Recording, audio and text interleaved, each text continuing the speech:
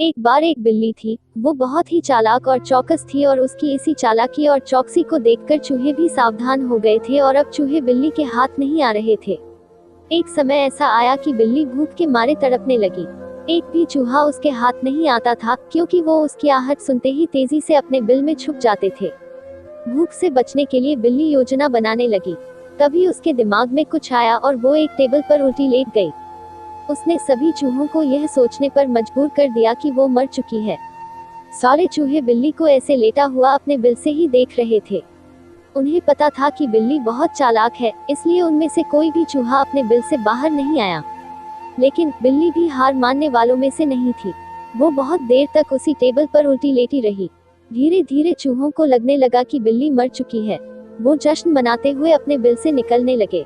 चूहे जैसे ही बिल्ली की टेबल के पास पहुंचे, उसने उछलकर 2 चूहे पकड़ लिए।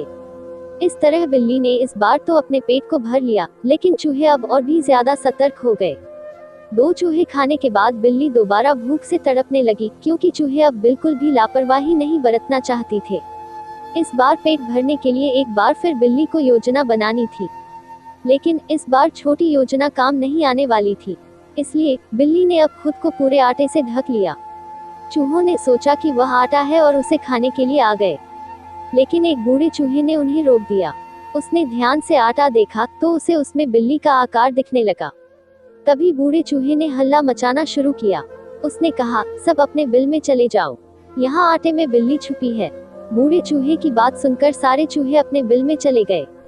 जब बहुत देर तक एक भी चूहा बिल्ली के पास नहीं पहुंचा, तब बिल्ली थकने की वजह से उठ गई।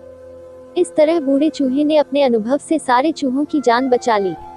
बिल्ली और चूहे की कहानी से यह सीख मिलती है कि बुद्धि का इस्तेमाल करके धोखे से बचा जा सकता है।